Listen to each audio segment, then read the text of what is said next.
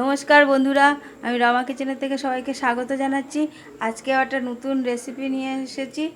আজকে দেখাবো আমি ইলিশ মাছের পাতুরি।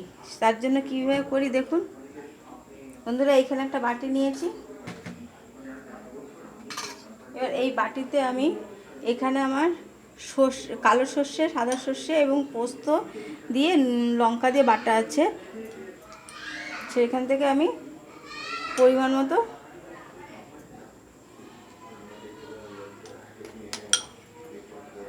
আড়াই চামচের মতো সর্ষে পোস্ত বাটা নিলাম।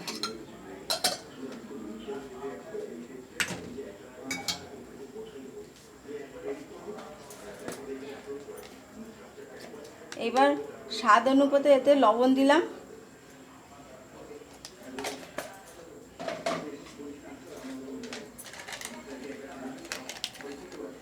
আর দিলাম পরিমাণ মতো হলুদ গুঁড়ো,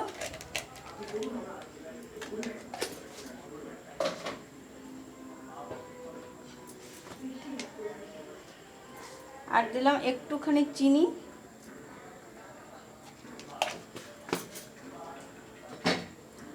আর দেবো বন্ধুরা এইখানে আমার 2 চামচের মতো টক দই আছে। টক দইটা ফেটিয়ে নিয়েছি, ভালো করে ফেটিয়ে নিয়ে, সবসময় রান্নাতে ফেটিয়ে নিয়ে তারপরে টক দইটা দেবেন, নাহলে কেটে যাবে। ফেটিয়ে নিয়ে টক দইটা আমি এর মধ্যে দিয়ে দিলাম।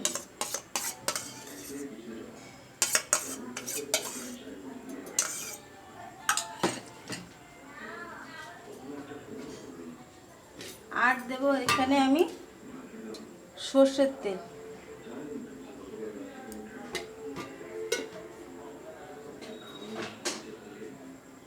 দিয়ে ভালো মতো করে পেস্টটাকে করে নেব, মিশিয়ে নেব।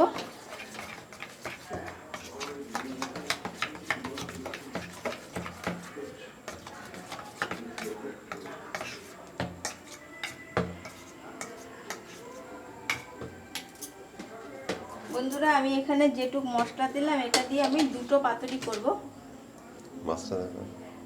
আর বন্ধুরা এখানে আমার এই যে 2 পিস মাছ আছে। এবার এই মাছটা আমি এই মশলার মধ্যে দিয়ে ভালো করে মাখিয়ে নেব।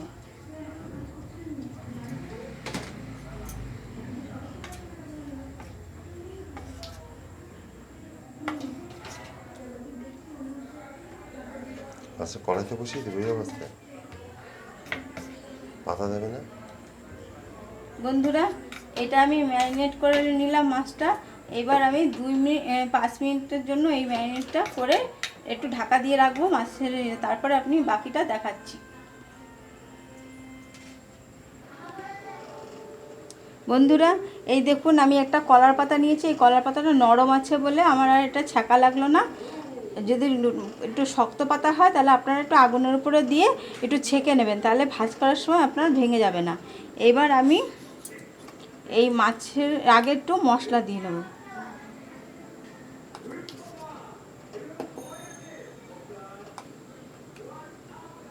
তারপরে আমি এরকম একটা করে মাছ দেব, দিয়ে আবার একটু মশলা দিয়ে দেবো।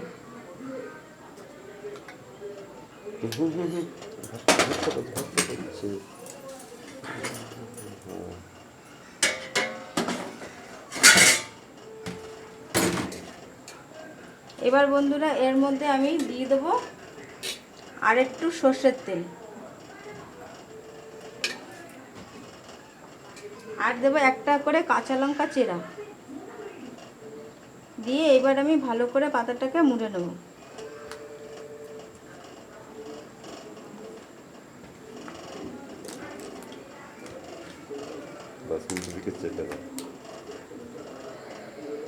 চেপে দেবো।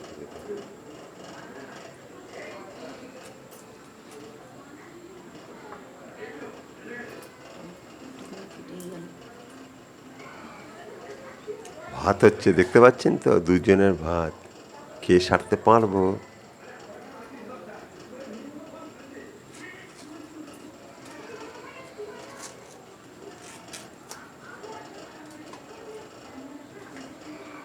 আবার একটা দেখুন বন্ধুরা, আবার একটা পাতা নিলাম।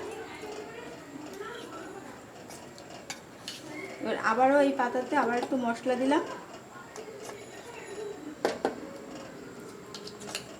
আবার একটা মাছ দিয়ে দিলাম।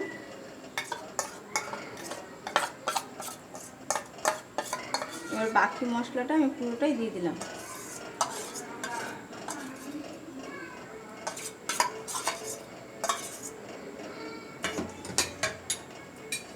আবারও এতে আমি একটু সর্ষের তেল দিয়ে দেবো,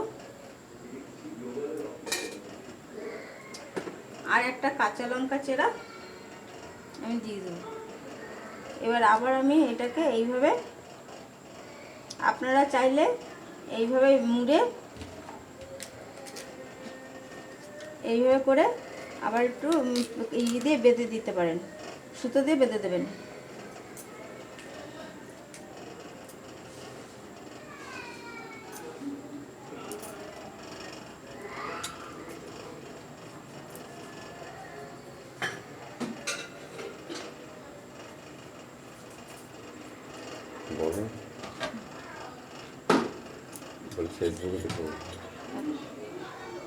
এবার বন্ধুরা আমি গ্যাসটাকে অন করব,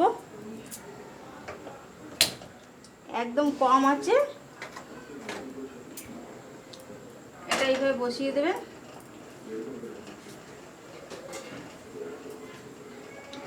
আর একটুখানি তেল এমনি চারিদিক দিয়ে একটু ছড়িয়ে দেবেন।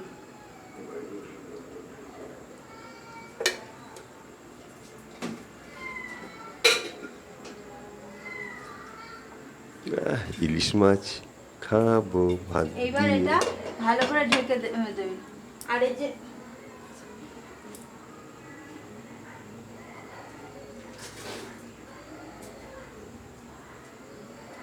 আর এখানে যে গ্যাসের এই যে ফুটোটা আছে, এটাকে একটা কাগজ দিয়ে ভালো করে বন্ধ করে দেবেন পুরোটা। এবার এইভাবে 15 মিনিট রেখে দেবেন। 15 মিনিট পরে পাতুরিটা হয়ে যাবে। বন্ধুরা, আমার এই ইলিশ মাছের পাতুরির রেসিপিটা যদি আপনাদের পছন্দ হয় তবে একটা লাইক করবেন, শেয়ার করবেন, কমেন্ট করবেন। অবশ্যই আমার চ্যানেলটাকে সাবস্ক্রাইব করে বেল আইকনটা ক্লিক করে রাখবেন। যেসব বন্ধুরা আমার চ্যানেলটাকে সাবস্ক্রাইব করে রেখেছেন তাদের অজস্র ধন্যবাদ।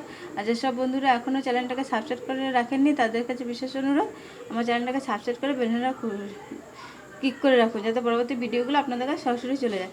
বন্ধুরা, সবাই আমার পাশে থাকুন, সেটাই আমি চাই, এবং আমিও আপনাদের সবার পাশে আছি এবং থাকবো।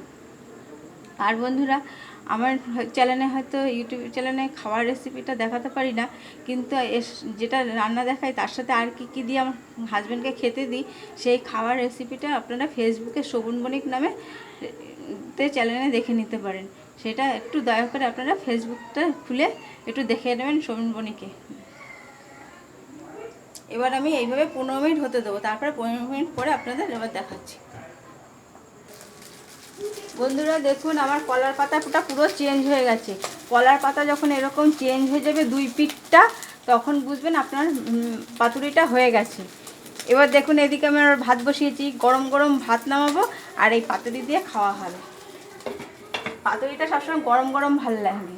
বন্ধুরা, আবারও বলছি, যদি আমার এই রেসিপিটা পছন্দ হয় তাহলে একটা লাইক করবেন, শেয়ার করবেন, কমেন্ট করবেন। অবশ্যই আমার চ্যানেলটাকে সাবস্ক্রাইব করে বেল আইকনটা ক্লিক করে রাখবেন। আর যদি বন্ধুরা আমি যেভাবে রান্না করলাম এই ইলিশ মাছের পাতুরিটা, আপনারা একবার করে খেয়ে দেখুন, তাহলে বুঝবেন কীরকম টেস্ট। খুবই সহজ করা, শুধু একটু কলার পাতাটা জোগাড় করতে হবে, আর এমন কিছু ঝামেলা নেই। শুধু 15 মিনিট আপনারা এইভাবে দমে রেখে দেবেন, আর একটুখানি পাতাটা কালার চেঞ্জ হয়ে গেলে বন্ধ করে দেবেন, তাহলেই হয়ে যাবে পাতুরি। নমস্কার বন্ধুরা।